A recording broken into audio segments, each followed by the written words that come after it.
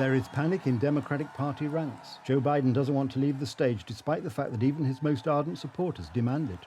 As a Biden supporter that I have been for years and years and years, ever since I was in high school, I'm worried. I'm really worried. I don't think that we can survive another 4 years of...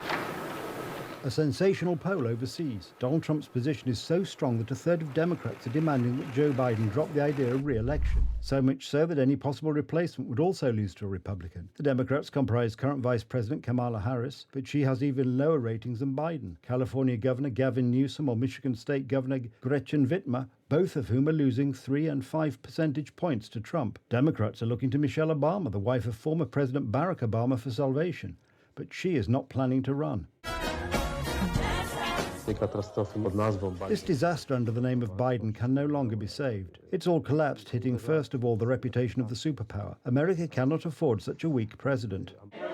US Weekly Time magazine describes what is happening in the Democratic camp in one word: panic. I would be panicking too if I were a Democrat today, and that was my nominee. I think they know they have a serious problem, but it's not just political. It's not just the Democratic Party. It's the entire country. We have a serious problem here because we have a president who, by all appearances, is not up to the task. There you go. It's now law. 82-year-old Joe Biden clearly has a problem.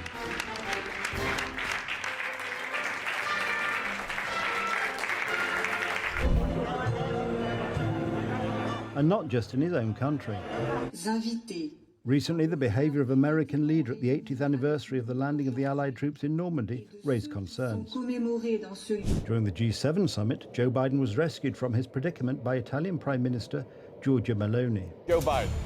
And this is an excerpt from the debate a few days ago that sunk Biden. And I'm going to continue to move until we get the total ban on the total initiative relative to what we're going to do with more Border Patrol and more asylum officers. I really don't know what he said at the end of that sentence. I don't think he knows what he said either. Biden himself, raising money for his campaign, explained to donors that he nearly fell asleep from exhaustion during the debate. Trump has long referred to Biden as Sleepy Joe because the incumbent president happens to fall asleep. Sleepy Joe would say the unemployment rate in the great state of Ohio. No, you're in South Carolina.